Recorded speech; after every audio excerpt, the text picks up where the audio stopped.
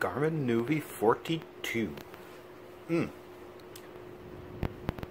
This is just a refresh of the Garmin nuvi 40 or 50 or 30. So why would you get one of these? This thing right here. This is the circle mount that clips onto the back of it. Let's see if I can get it in view there. You can kind of see it's the thing that clips onto the back. With the older model, like for example, I got a nuvi 30 right here, you got to deal with one of these things. But when you have the 42, 44, 52, or 54, you get this. These things, if yours doesn't come with one, replicas are readily available. That is why you would get one of these. Instead of the 30, 40, or 50, you get a 42, 44, 52, or 54. What's the difference between a 42 and a 44, or a 52 and a 54? The map. If you have a 42 or 52, you will get this, lower 49 states. If you get the 44 or 54, it is United States and Canada. That's the only difference between the two. The user interface is exactly the same as the 40 and the 50. There's no difference. It is a refresh. The colors are slightly different. You got blue up here, and the map will redraw in a moment. You got the blue up there instead of the green. The speed limit is a little smaller, which I don't like about this. Otherwise, it's pretty much the same. The icons are different. So when I go to where to, you can see right there. I actually like this icon set. I think it looks kind of nice. And yes, it is true that if I go over to the settings and then to map and change the map data layout, you can do more data, and then you get this. These three fields can be changed to arrival time, distance, time to destination, direction of travel, elevation, or time of day. So I have mine set to these three right now, whereas direction of travel, arrival time, and the remaining distance. This one you cannot change down here. That is always the trip computer's speedometer thing. But if you know the 50 LM or the 40 LM, you already know this thing. It's the interface is the same. It's just, like I said, it is a refresh. But again, the reason to get one is if A, you like really simple GPS, and B, again, this thing. Easier to mount and easier to get a replacement if you don't have one. And there's a whole bunch of models from Garmin. Let me see if I can position this a little better. There's a whole bunch of models, including the Drive Smart 66 I just got, that uses this. So for many, many models, it will fit. So, okay, let's just run through this thing. This is a 42, not an LM, but as I showed a moment ago, shockingly, I did get the latest maps when I connected it to Garmin Express. Cool. And it even fit on here. The lower 49 state map did fit without the need for an additional memory card. Wow. Okay, nice. Very nice. And so if you have not used one of these before, there is hold on. Sorry. There was never a traffic edition released of this. This is just navigation. You can use the advantage to this is that any Garmin charger will work with it. Well, with the exception of the new one, which is a USB-C.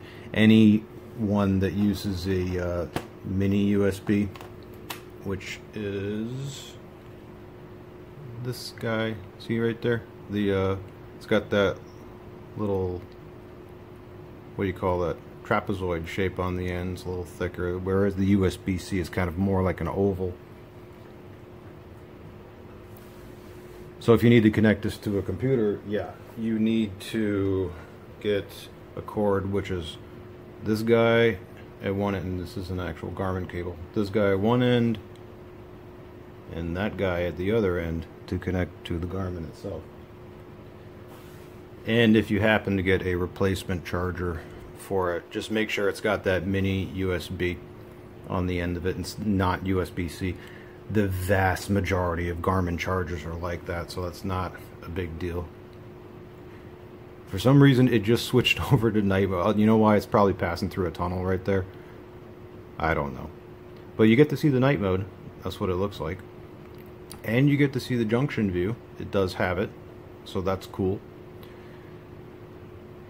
Yeah, it probably just went through a tunnel. Now it's switching back over to day mode. If you ever see it do that, that's why. It was able to pick up a signal without a problem. There's no issues with this. I haven't road tested it yet, but this thing is great. I already know how it works because, like I said, it's exactly the same as the 40 or the 50 nuvi, and this is just the refresh of it.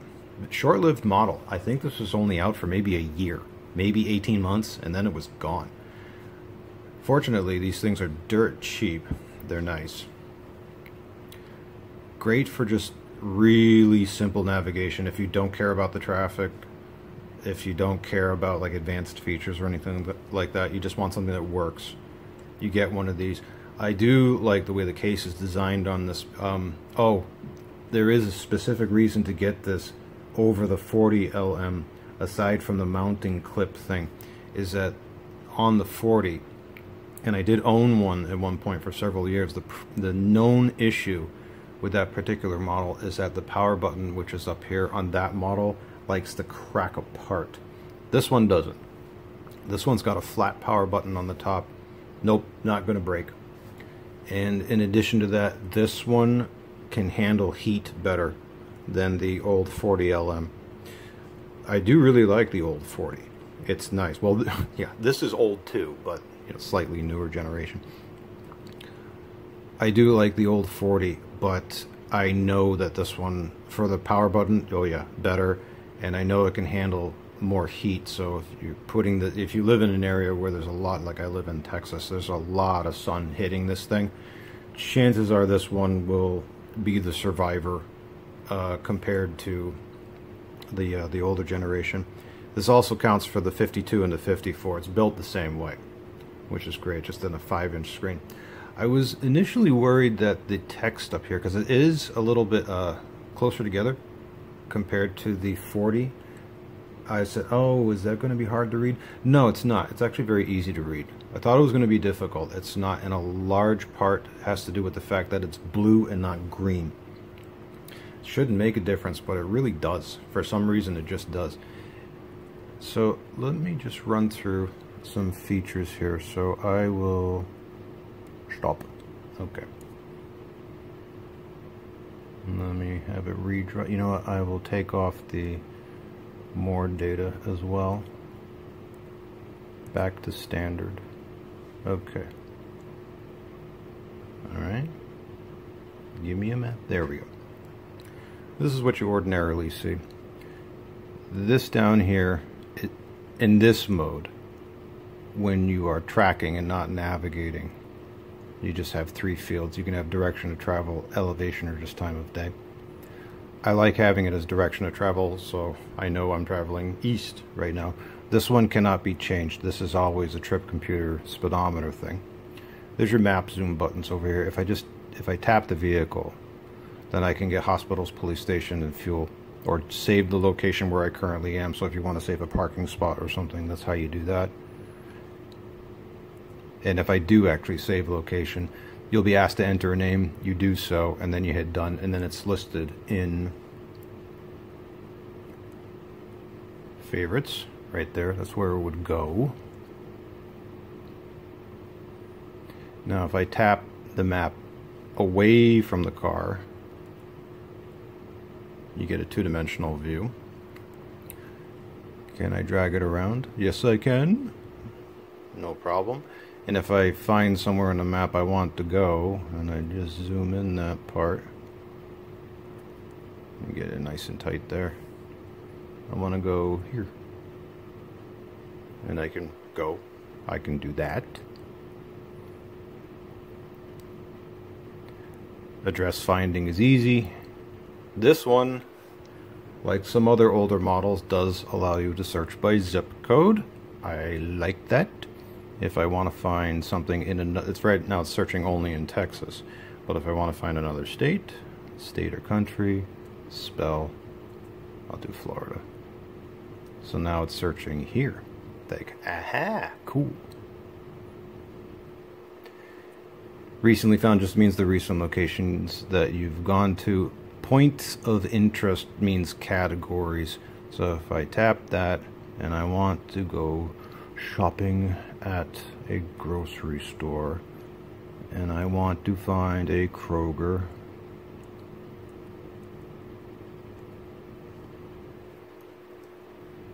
it will find them like that. And yep, there we go. And if I want to find a gas station, now I could go to points of interest, but it's easier if I just tap the car and hit fuel.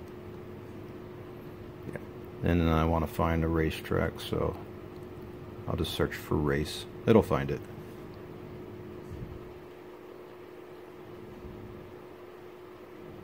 Touch screen, there it goes. The touchscreen response is genuinely good on this, which I like. So there's all the racetracks. Gross Road. We're going to Gross Road. It's so gross. I'm gonna go there. I'm in simulator mode, obviously, right now. And off you go. And then if I want to view a large version of the next turn, I tap this. Hit the next one, hit the next one. If you get a junction view button, you get something like that. If I want to see just a list of turns, that's where I tap the information bar at the top, show my stuff. Also on the screen, if I want to see the entire journey, I tap that. Note at the top right, it'll show you the time remaining to get there and the distance. Nice. Also, when you're traveling, this changes. So now you can change this to any one of these. 1, 2, 3, 4, how many? 6? 1, 2, 3, 4, 5. Yeah, 6. I have it set to arrival time, but if I change it to distance, and a lot of people do that on these simpler models, because they're not so much interested in the time of arrival as they are how much further is it to go, or how much time is left until I get there, like that. But I will have it back to arrival time. I'm just used to it. Now, as far as doing multi-point routes, okay, technically it does, there's no trip planner in this, but it technically does do it. If, for example, I wanted to have another location, let's say another filler station, and I'll just go way down, okay, to that one. If I hit go, you can have it as a point or as the new destination. If I add it as a point, and you can only add one via point, it means you can go there first and then the destination afterward. So if I do that, of course it'll recalculate it. So basically a 3-point trip is what you can do with this. As in beginning, midpoint, destination, and then it'll do it. Simulate, yeah. Okay, so if I hit the, here we go. Yep, to Gross Road. I'm going to turn right an alley, turn left an alley, River Raceway. Okay, so it's showing the ones to the first one, and then it goes to the second one afterward, but it will do it. Actually, you know what? I can do that from Show Map. Let me see if it shows it there. Yeah, there it goes. Okay, so now it is showing the midpoint, and the checkered flag is the destination. So it's going to do whoop, and then over there. You like my sound effects? I know I do. So that's how that's done. That is pretty much all I can say about this. It's decent, it's reliable, I like it, it's cheap. That's the best part. How much did I get this for? 13, 14 bucks shipped, something like that. And you know, it's ready to go. No, it doesn't have any traffic, but when it's that cheap, who cares? Works great. And I think the 52 and 54, same thing in a 5-inch version, but for a 4.3-inch version, that's what the 42 and 44 are, and the 52 and 54 are 5-inch versions. If you want small and simple and uses this is the most important thing about it. If you just like this user interface and you like simple navigators and you just want something where you can actually get replacement clips and use any mount that you want, like from Archon or something like that, grab yourself one of these nuvi 42s.